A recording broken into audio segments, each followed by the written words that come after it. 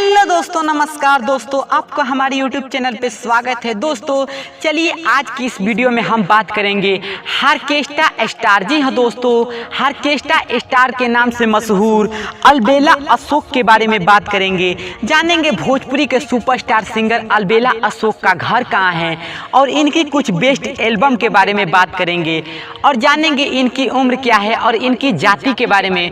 तो दोस्तों चलिए अलबेला अशोक के बारे में पूरी बायोग्राफी जानते हैं और वीडियो को स्टार्ट करते हैं। वैसे दोस्तों बात करें अलबेला अशोक की तो दोस्तों मैं बता दूं कि अलबेला अशोक भोजपुरी इंडस्ट्री के एक बेस्ट सिंगर हैं और हाल ही के दिन में इनका सॉन्ग काफ़ी सुनने को मिल रहा है दोस्तों। और इन कुछ ही सालों में इन्होंने भोजपुरी इंडस्ट्री में काफ़ी पहचान बना लिया है दोस्तों और भोजपुरी इंडस्ट्री में एक से एक बढ़ के सॉन्ग देते हैं दोस्तों और सॉन्ग में नज़र आ रहे हैं दोस्तों बता दें कि इनका भोजपुरी इंडस्ट्री में सॉन्ग काफ़ी चलता है दोस्तों और इनका सॉन्ग देखना लोग काफ़ी पसंद करते हैं। वहीं इनकी उम्र की बात करें अलबेला अशोक की तो दोस्तों मैं आपको बता दूं कि इनकी उम्र 28 वर्ष की हो चुकी है दोस्तों और इन्होंने भोजपुरी इंडस्ट्री में साल 2010 में ही कदम रखा था दोस्तों यही इनकी जाति के बारे में बात करें। जी हाँ दोस्तों, अलबेला अशोक की जाति के बारे में बात करें तो दोस्तों मैं आपको बता दूं कि अलबेला अशोक की जाति है पटेल। जी हाँ, पटेल जाति से है अलबेला अशोक और इनका नाम है उर्फ अलबेला पटेल। जी हाँ, अलबेला पटेल, लेकिन इन्होंने टाइटल में अलबेला अशोक लगा लिया और अलबेला अशोक के नाम से पूरे बिहार के लोग इन्हें जानते हैं। दोस्तों चलिए बात करते हैं अलबेला अशोक कुछ हिट एल्बम के बारे में। तो दोस्तों मैं बता दूं कि इनमें से कुछ हिट एल्बम का नाम इस कदर है दोस्तों। तू ही बता दे रे पुरवा कौना दिशा में सैया रहेले।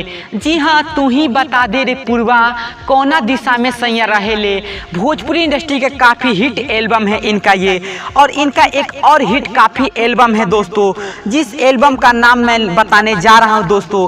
वैसे तो भोजपुरी इंडस्ट्री में इनका काफ़ी हिट एल्बम है, लेकिन मैं इनका सबसे सुपर हिट एल्बम के बारे में बताऊं तो दोस्तों मैं बता दूं कि इस एल्बम का नाम है लेके आयल रहे हीरो हुंडा सखी, दिल लेके भागल एगो गुंडा सखी। जी हाँ दोस्तों, लेके आयल रहे हीरो हुंडा सखी, ये भोजपुरी इंडस्ट्री का काफ़ी हिट एल्बम है इनका और इसी एल्बम से इनको भोजपुरी इंडस्ट्री में पहचान मिली। चलिए बात करते हैं अब अलबेला अशोक के घर के बारे में। तो दोस्तों मैं आपको बता दूं कि अलबेला अशोक का घर बिहार के मोतिहारी जिले में है और ये बिहार के मोतिहारी जिले से बिलोंग करते हैं। इनका गांव का नाम बता दूं दोस्तों, गांव का नाम है बुखलहरा। जी हाँ दोस्तों, बखुलहरा गांव से बिलोंग करते हैं अलबेला अशोक और आप वीडियो में अलबेला अशोक का घर देख सकते हो दोस्तों। यही है अलबेला अशोक का घर। तो दोस्तों अगर आप भी अलबेला अशोक के फैन हैं तो हमारे इस YouTube चैनल को सब्सक्राइब करके बेल आइकन पर क्लिक कर दीजिए ताकि हर वीडियो का नोटिफिकेशन सबसे पहले आप तक पहुंच सके। जय हिंद, जय भोजपुरी समाज।